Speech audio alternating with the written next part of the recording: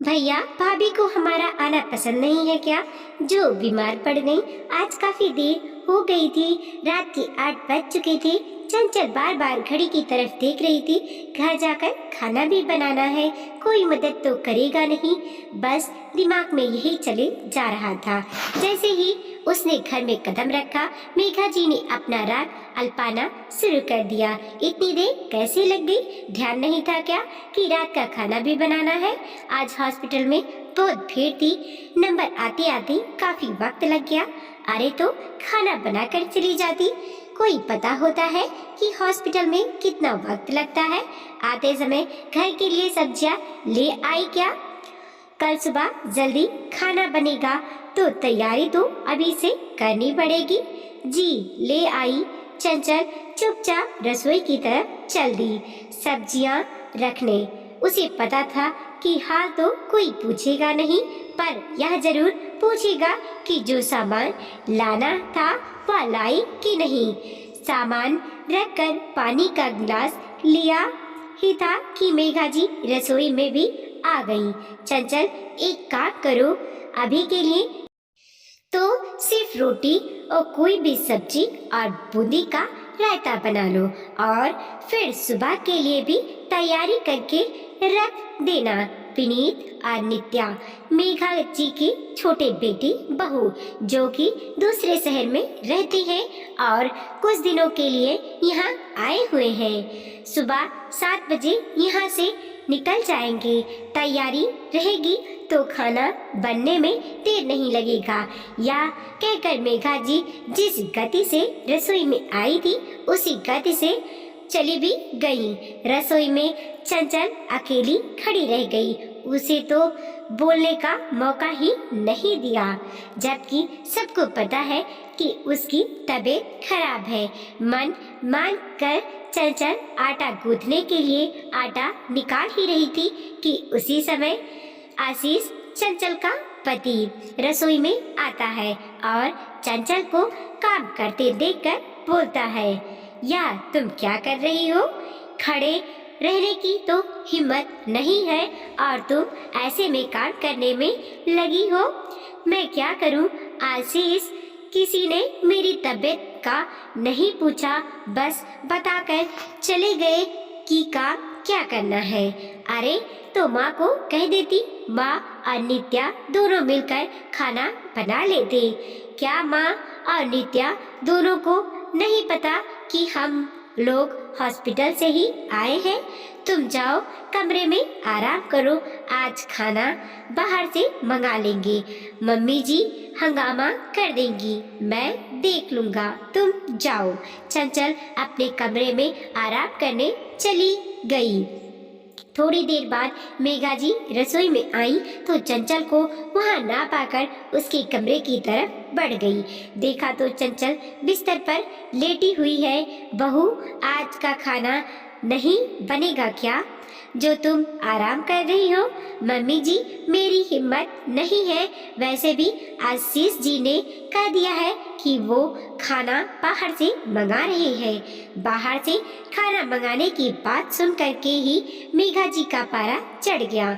सब समझती हूँ मैं विनीत और नित्या को देखकर तुम खुश नहीं रह होती। जलती हो तुम उन दोनों से, तभी तो तुम्हारी तबीयत खराब हो गई। आशीष को बेवकूफ बना सकती हो, अपने पापा जी को भी बेवकूफ बना सकती हो, पर मुझे नहीं। मेघा जी की बात सुनकर चंचल की आंखों में आंसू आ गए। ऐसा क्या कर दिया मैंने? आज मेरी हिम्मत नहीं है, इसीलिए मैं खाना नहीं बना पाई। नित्या और विनीत जब भी आते हैं मेहमानों की तरह ही आते हैं, घर के सदस्यों की तरह तो कभी नहीं आए। वह भी तो बहू है, क्या वह आज खाना नहीं बना सकती थी? फिर भी हमने उससे कहने से अच्छा बाहर से खाना मंगा लिया, तब भी आप मुझे ही सुना रही है। हाँ, मेहमान ही है, थोड़े दिनों के लिए आती है, पर फिर भी आंखों में सालती है तुम्हारी। अरे कौन सा ऐसा तुमसे पकवान बनाने को कह दिया था, मैंने रोटी सब्जी बनाने को ही तो कहा था, मेघा जी ने कहा। इतने में आशीष कमरे में आ गया, जिसे देखकर मेघा जी चुप हो गई। माँ, खाना आ चुका है, आप और नित्या सबको खाना परोस दीजिए। आप क्या खाना परोसने की भी हिम्मत नहीं है इसकी? हाँ, चंचल की तबीयत ज्यादा खराब है, डॉक्टर ने उसे आराम करने के लिए कहा है। आप लोग अपने लिए परोस लीजिए। रही बात मेरी और चंचल की, तो मैं खुद खाना परोस कर अपने कमरे में ले आऊंगा। मेघा जी भुनभुनाती हुई कमरे के बाहर निकल गई। बाहर जाकर नित्या को बुलाकर विनीत, पापा जी खुद के और नित्या के लिए खाना परोसने लगी। इतने में आशीष भी आ गया और खुद के और चंचल के लिए खाना लगाने लगा। भैया, भाभी को हमारा आना पसंद नहीं है क्या, जो बीमार पड़ गई? विनीत ने कहा। अब तुम क्यों बेवजह बोले जा रहे हो? किसी को घर में मेहमानों का आना पसंद नहीं है तो क्या कर सकते हैं, अपने अपने संस्कार है, नित्या ने कहा।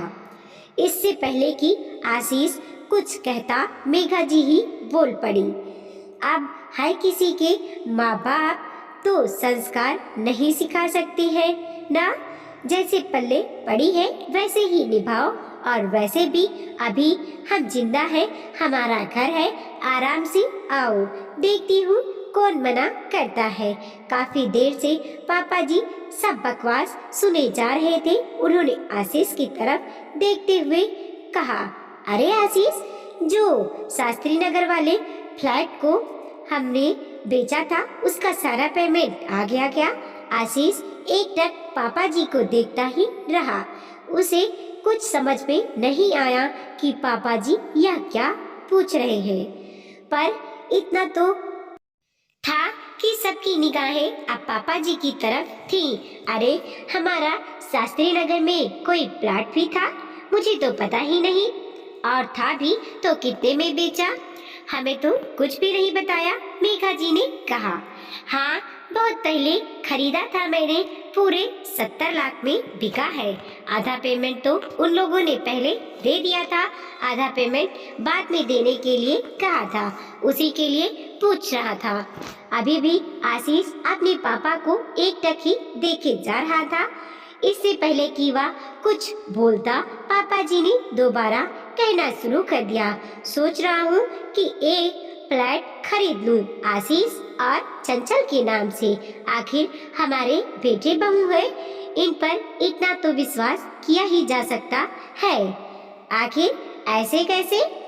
2 बेटे हैं आपके, तो हिस्सा भी 2 बराबरी का होना चाहिए, मेघा जी ने कहा।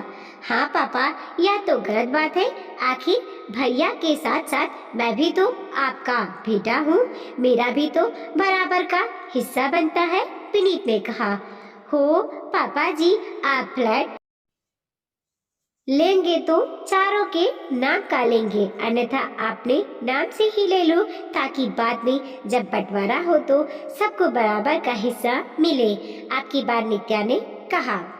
सबकी बातें सुनकर पापा जी मुस्कुराने लगे। अरे, ऐसा कैसे हो सकता है? भला मेहमानों की कैसे हिस्सेदारी? कैसी बातें कर रहे हैं आप? विनीत भी आपका बेटा है, नित्या भी आपकी बहू है, तो ये भी बराबर के हकदार हुए ना। अच्छा, हिस्सेदारी में बराबर का हक याद है तुम्हें, और घर के कामों में और जिम्मेदारी में बराबर का हिस्सा याद नहीं तुम्हें? और वैसे भी अभी थोड़ी देर पहले तो तुम लोग अपने आप को मेहमान बता रहे थे घर का, अब क्या हुआ?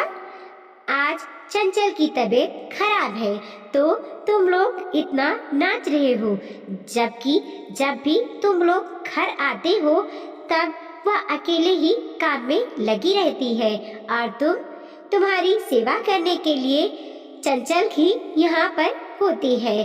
तुम्हारे ये मेहमान नहीं, उनके संस्कार गिनने से अच्छा है अपने संस्कार गिनो, समझे ना? और हाँ, कोई फ्लैट व्लैट नहीं है, यही तो मैंने तुम्हारी जुबान खुलवाने के लिए बोला था। आइंदा जरा सोच समझकर बोलना। पापा जी की सीधी और सपाट बात सुनकर सब चुप हो गए। मेघा जी के मुंह से बोल तक न फूटे और आशीष वह आंखों ही आंखों में अपने पिता को धन्यवाद दे रहा था कि कम से कम उन्होंने तो सच का साथ दिया। वीडियो को लाइक कीजिए, कमेंट कीजिए और अपने दोस्तों के साथ जरूर शेयर कीजिए। चैनल पे नए हैं प्लीज सब्सक्राइब कीजिए और देखते रहिए मोटिवेशनल स्टोरी। मिलते हैं और एक नई कहानी